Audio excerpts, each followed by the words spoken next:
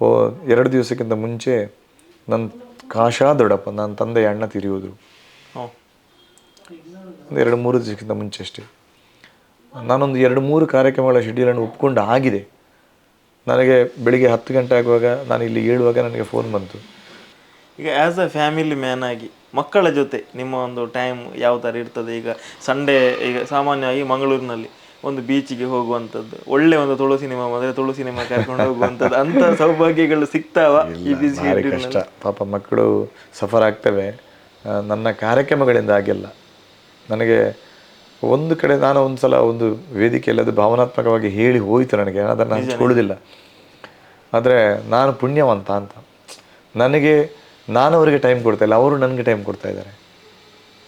ನನ್ನ ತಂದೆ ತಾಯಿ ಆಗಲಿ, ನನ್ನ ಧರ್ಮಪತ್ನಿ ಆಗಲಿ, ನನ್ನ ಮಕ್ಕಳಾಗಲಿ ನನ್ನನ್ನು ಅರ್ಥ ಮಾಡಿಕೊಂಡಿದ್ದಾರೆ. ನನಗೆ ಅದಕ್ಕಿಂತ ದೊಡ್ಡದೇನು ಬೇಕು ಹೇಳಿ? ನಿಜ ನಿಜ ನಿಜ. ನನ್ನ ಕಂಪ್ಲೇಂಟ್ ಹೇಳ್ತಾ ಇಲ್ಲ. ನಾನು ಇನ್ನೊಬ್ಬರಲ್ಲಿ ಹೊರಗಿನ ಬಂದವರಲ್ಲಿ ನನ್ನನ್ನು ಎಲ್ಲಿಯೂ ಕರ್ಕೊಂಡು ಹೋಗೋದಿಲ್ಲ.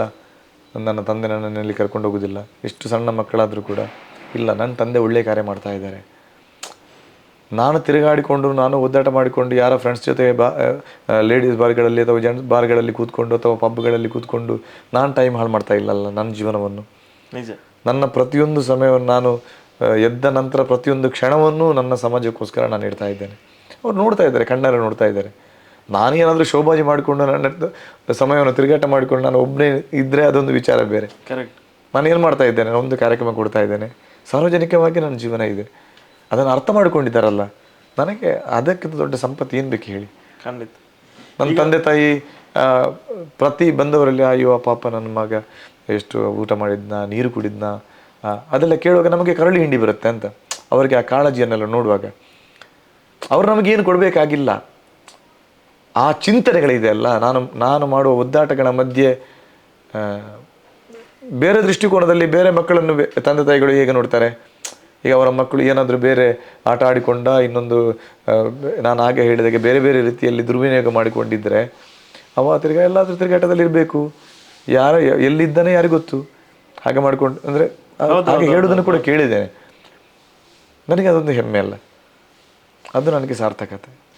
ನಿಮಗೆ ಇದು ಪರ್ಸನಲ್ ಹಂಚಿಕೊಂಡು ನೀವು ಅದಕ್ಕೆ ಹೇಳಿದ್ದಕ್ಕೆ 2 ದಿವಸಕ್ಕಿಂತ ಮುಂಚೆ ನನ್ನ ಕಾಶಾ ದೊಡ್ಡಪ್ಪ ನನ್ನ ತಂದೆ ಅಣ್ಣ ತೀರಿಯೋದ್ರು.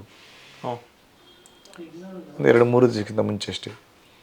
ನಾನೊಂದು 2-3 ಕಾರ್ಯಕ್ರಮಗಳ ಶೆಡ್ಯೂಲನ್ನು ಒಪ್ಕೊಂಡು ಆಗಿದೆ. ನನಗೆ ಬೆಳಿಗ್ಗೆ 10 ಗಂಟೆ ಆಗುವಾಗ ನಾನು ಇಲ್ಲಿ ಏಳುವಾಗ ನನಗೆ ಫೋನ್ ಬಂತು. ನನ್ನ ಹೆಂಡತಿ ಪಾಪ ಮೆಲ್ಲ, ಅವಳಿಗೆ ಒಂದು 9 ಗಂಟೆ ಆಗುವ ಸುದ್ದಿ ಸಿಕ್ಕಿದೆ. 10 ಗಂಟೆ ಆಗುವಾಗ ನನಗೆ ಅಂದರೆ ನಾನು ಮಲಗುವುದೇ ಬೆಳಿಗ್ಗೆ 4 ಗಂಟೆಗೆ.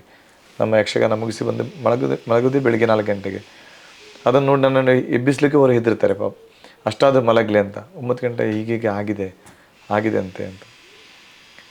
ನನಗೆ ಅಲ್ಲಿಗೆ ಹೋಗುವ ಪರಿಸ್ಥಿತಿ ಇಲ್ಲ. ನಾನು ಈ 4-5 ಕಾರ್ಯಕ್ರಮಗಳು ಅದು ಅನಿವಾರ್ಯ, ನಾನು ಹೋಗಲೇಬೇಕು, ಬೇರೆ ದಾರಿಯೇ ಇಲ್ಲ. ಅಲ್ಲಿಗೆ ಕೂಡ ನನಗೆ ಹೋಗ್ಲಿಕ್ಕೆ ಆಗಿಲ್ಲ. ನನ್ನ ಕಾಶಾ ದೊಡ್ಡಪ್ಪ ನನ್ನ ತಂದೆ ಅಣ್ಣ ಇಷ್ಟು ಟೈಮ್ ಕೂಡ ಕೊಡಲಿಕ್ಕೆ ನನಗಾಗಲ್ಲ ಅಂತ ನಾನು ಈ ಸಾರ್ವಜನಿಕವಾಗಿ ಉಳಿದ ಕಾರಣ.